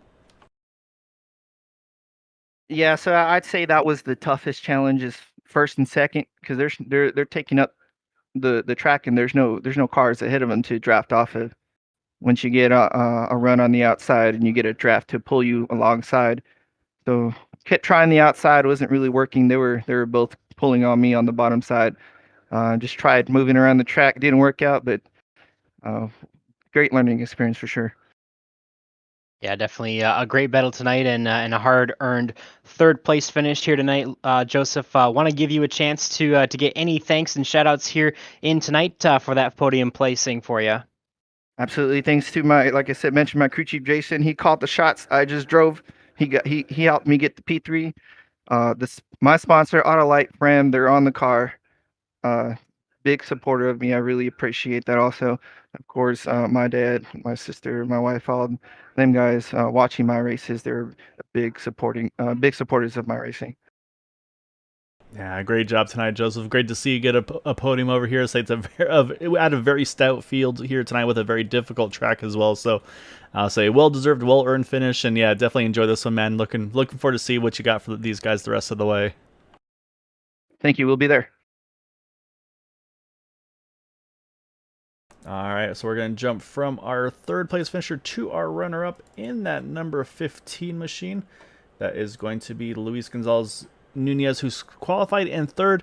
Say, even though it's just, oh yeah, he just went from third to second, but man, I mean, Luis was going after lap after lap. It looked like Boomer, and then finally had the strategy and then the track position to finally do something with it there. Say, Luis, was it just basically a matter of getting into that spot where it was basically you were either first or second there? Because I mean, we saw you had so much pace early on. It just seemed like that it was something we asked Joseph about too, where you can't find a way to kind of close that gap between those top two that are, especially when they're kind of doing that leapfrog draft. I mean, what was the strategy when you were kind of in that dirty air and not able to get into that top two position? Hi guys. Well, was tough. I didn't expect to really difficult setup. The first one for the race was like, okay, we need to check the adjustment of the car. Like I started with the supposed setup. The setup was starting 5-1, the anti-roll. So I start to 401, 402, 403, and one moment I leave it in 403 and I start to push it like that. But in the first, actually, the good thing is miracle because when I hit the wall, when it's coming Jerry on the back me, I hit the wall. I pass me Nick. So I hit the wall. I try to keep pushing behind to Nick, and Jerry passed me. I push. I decide to coming in on boxes, and I did good. So I don't know. I practice more in and out boxes in practice half hour before the race. So maybe this is the key. So that's why I almost going down to the 10 position, maybe something like that. But was tough, and after that I catch easily the just only leave and play with the throttle. Just that's the thing. So it's very difficult. I thought maybe gonna get more loose on the back, but the car is very, very nice. So in that moment.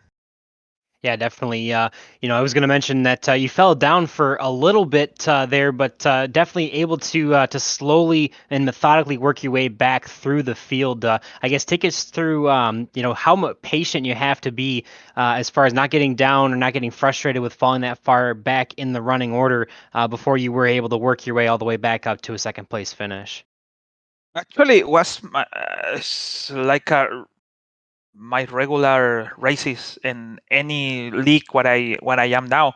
So it's like okay, I gonna lose position. This just only focus on just stay calm and just thinking about this 100 laps. In this case, sometimes it's 200. So thinking about just staying calm. It's gonna come in your spot, and let's do it. So if it's green flag, it's gonna be easy because some people more practicing race like around the track. But I really thinking about the key is 50-50 between in the track and coming in pits and coming out. So that's the key to how to brake in the spot in your pit, and also how to go outside because the car and is super sleepy outside in the exit pit, so it's really sleepy. So when you go to with the apron to go to the track, it's really sleepy. So you must do handle with the throttle and also with a weight jacket and negative. So it's like it's really hard. But I think so. The key was the pit stop on. I think so. The last one, almost the last one. After the last one in green flag. So that's what was the key because I came out on behind to Craig. I was super fast. I thought Craig it was I don't know, maybe have a damage or something like that. So I keep going. I get third, And I thought, okay, this is the race. But, well, it's coming the yellow flag and different things. Yeah, and actually, I was saying it was that the saying the yellow flag was exactly what you said. It was the pit exit because, like you said, it was so treacherous with having, like said, I mean, and the mention you mentioned, the obviously kind of being careful on throttle, but then even having to adjust weight jackers and things like that to try to keep it pointing in the right direction. But I say it's going to be better than just a runner up here tonight because let's say we're bringing Matt Wagner in on here because we've got some great partners over with Green White Checker TV and Area 51 Racing League. Say with Jim Herrick starting up 4D Racewear. So Matt, I'm gonna let you take this one away, sir. Luis, you know how long I've known you. I've known you for a very long time. I asked Nick, I was going to give my winner a nice little pair of gloves, but unfortunately, Nick does not wear gloves. On behalf of Green White Checker TV, Area 51, and 4D Racewear, I would like to present to you a brand new set of brand new gloves just for you. I will get you hooked up here with Jim Herrick, and we'll get him shipped out all the way up to Canada just for you, buddy. I really thank you so much. I didn't expect to this. I just racing for because I like it, and today I off day in my job, so that's why I'm here. And really, thank you so much, Matt, and appreciate it. And I know we know for years, maybe I don't know, maybe 3 or 4 years, maybe. Yes, sir. Something like that. Yes, sir. So I really appreciated your invitation and also to your gift. Really, thank you so much. Appreciate it. No, you got to thank Jim Herrick. Without him, this would not be possible. I appreciate you. Thank you. Thank you. And so yeah, so say we'll get you over to them after here though tonight, Luis, and say. But before we let you go, say it's obviously say a podium and then some for you tonight. It's like a great job. So you have to tell work to let you do some more racing because let's say you get a week off and you say it's all going well here for you. So, but definitely want to give you the floor though, Luis, for any thanks and shout outs, maybe any sponsors, anything like that help you out to for this run up finish tonight. Yes, I have a couple of sponsors on my car. Actually, it's sponsored by my boss, actually. So I want to say thank you to Sin Racing 24/7. Darren, the guy, is support me a lot in all of this. And doesn't matter which league I am, but he support me a lot. I want to say thank you to HyperX2. I want to say thank you to ESTV for support me too. I want to say thank you guys for all this amazing league too. Also for Matt Wagner, make more and more people inside this league. So I'm really happy for him. I want to say thank you also for my mom. My mom is my main and my number one fan to watch me in Chile. I want to say thank you her. Gracias a mi madre por verme y para mi padre, mi madre, para ustedes dos este segundo lugar. Ojalá hubiese sido victoria, pero es lo que hay. Thank you so much for both of you for support me. I hope we're gonna get the first place. That's gonna happen today, but let's see next week, if we have a race or no. And thank you guys. Thank you so much for everything, and see you, I hope, next week. Yeah, so give us your works phone number. We'll call you out there. That way, you get you back on track some more. Because yeah, it was a great job though tonight, Luis. And yeah, again, congrats, man, a great result. And yeah, definitely looking forward to see you get the win here tonight. In the next coming weeks here, man.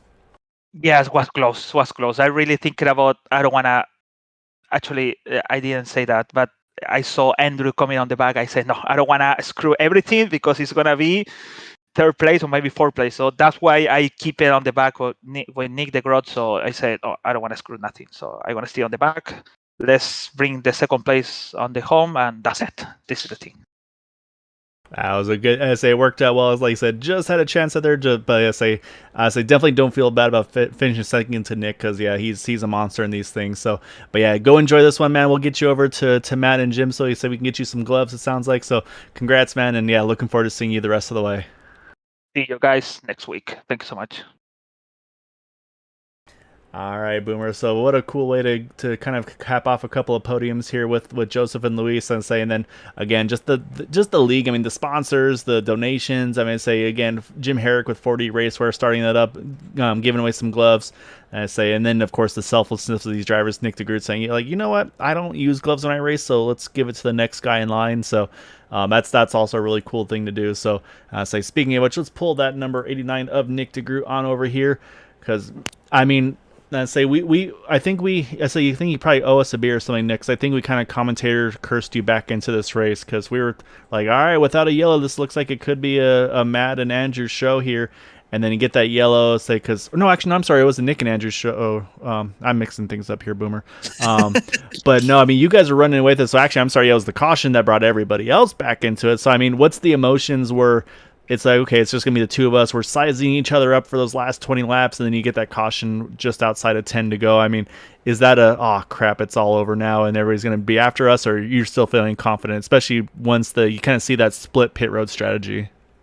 I mean, I definitely wasn't happy because we had that race on lock, me and Andrew. We were just driving away with it. But I could also understand your confusion because for a good part of that race, I was absolutely nowhere in contention. It took me about half the race to figure out how to drive this tight setup. So yeah, it was a challenging one, and I like that we were able to break away. And I would have preferred if it stayed that way, but in the end, it worked out. I think we ended up gaining more points on Andrew and Craig there than we would have if it stayed green. So could have easily gone the other way, but yeah, it ended up working out for us.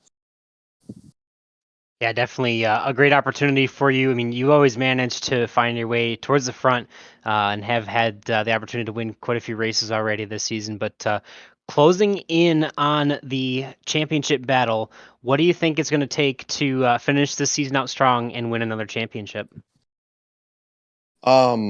Less races like Monza and more races like today. So this one I almost wrecked 2 or 3 times earlier in the race because I was kind of frustrated because it wasn't driving like I expected it to. And admittedly, I didn't do much practice because I kind of just came here thinking, oh, it's Fontana. I'll just, it's Fontana. It's not that hard. Well, turned out to be really hard.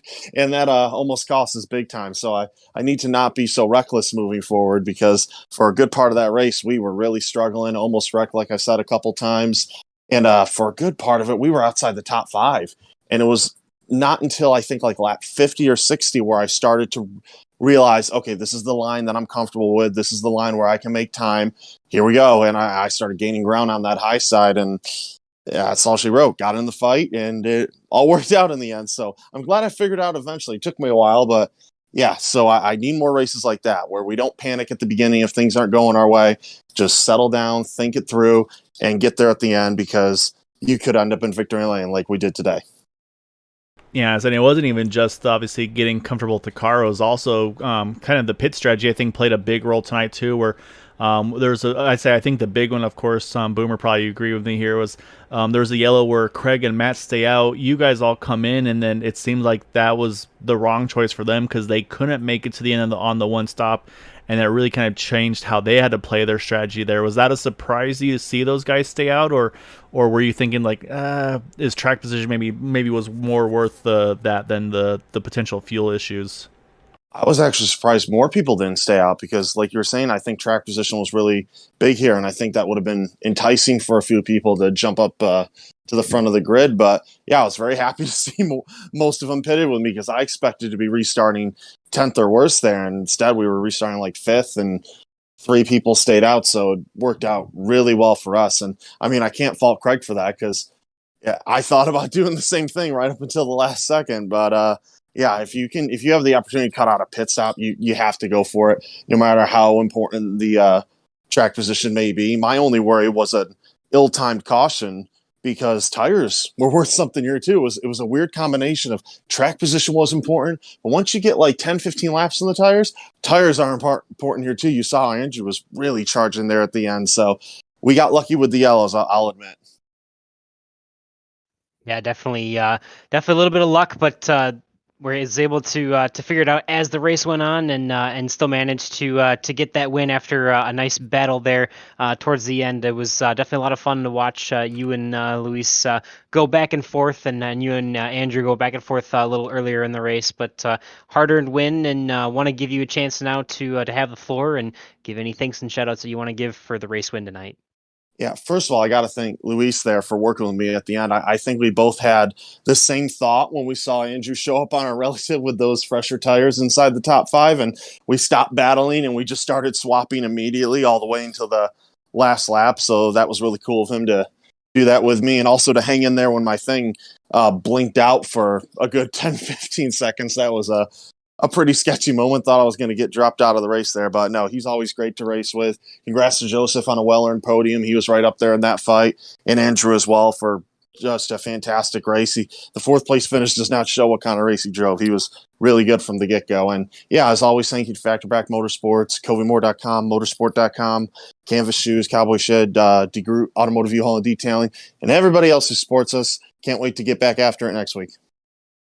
All right, man. Great job tonight, Nick. Like I said, I mean, it took a little bit to get everything wrapped around it, but yes, you figured it out and you were going after it there. So, like Boomer mentioned, kind of stretch the points lead a little bit. This will be the first one where we get to see what the drop weeks look like as well after tonight's one. Kind of get a rough idea what we'll look at for the rest of the season. So, go enjoy this one, man, and we'll look forward to seeing you next week, sir. Yeah, thank you, guys. All right, Boomer. That is our race winner in that number 89 of Nick DeGroot. But I mean, I'd say only three yellows here tonight for a 100-lap race at Auto Club, and I'd say just little mistakes here and there. But man, let's say commentator's curse came back, and I think it definitely played a bit of an outcome of for some drivers maybe on the benefits or maybe on the kind of maybe the opposite side of that one. But the one I feel like, unfortunately, I said not to kind of hit a guy when he's down, but I feel like Craig Forsyth probably not feeling too good about the pit strategy first time. I'll say kind of 2 stops I feel like maybe should have came in. Saying I think with Andrew jumping all the way to 4th and he falling back to 9th, there's probably one of those kind of a salt in the wound type of races for him. Yeah, definitely unfortunate for Craig there. Tried to play the pit strategy. I don't blame him. Obviously, the gamble did not pay off after winning last week at Indy. So unfortunate there. Still has plenty of time to get back into the championship battle. He still has, still has hold of, I believe, 2nd place there. So he will be, he will be able to still battle, but Nick DeGroot obviously getting a chance to extend that win after continuing to make improvements on the night. So sometimes when you take a gamble, it doesn't work out. And as far as commentators go and commentators' curses go, I'm all for things that change it up and shake it up. So if any of you guys in the league are rewatching this back, I apologize, but it makes it fun for us, and hopefully it makes it fun for you viewers at home. Appreciate all you guys tuning in, and looking into what should be a pretty good battle for the championship, shaking up for the last couple weeks of the season. Yeah, say 4 more to go after this. Next up will be Kentucky over there, so that'll be an interesting one with that reconfiguration. I'll say kind of got a fast turn 1 and 2, slow turn 3 and 4, so we'll see who's able to manage that one the best. But yeah, it's going to be a lot of fun to see. And I'll say, yeah, for those that maybe are looking for some commentators' curses, I'll say get in touch with us. We'll send you our PayPal, and we'll see if we can work some magic and make a couple bucks on the side as well. So I don't mind that. I like that idea. But no, I'll say, Boomer, as always, man, definitely always a privilege to have you with me up here. Looking forward to seeing what you got with Maxwell on Thursday night. Start the playoffs for the Super Speedway Truck Series, 4-race playoff for the top 8 in points. We'll see who's able to come out on top after those 4 races over there. So still plenty of racing to go. But thank you again, man. Really appreciate everything. I really appreciate everybody that watches, supports us here on Green White Checker TV. Hope you all enjoyed it tonight. Like I said, we'll be back on Thursday for the Super Speedway Trucks at Daytona. So until then, stay safe, take care, and we'll see you all on Thursday.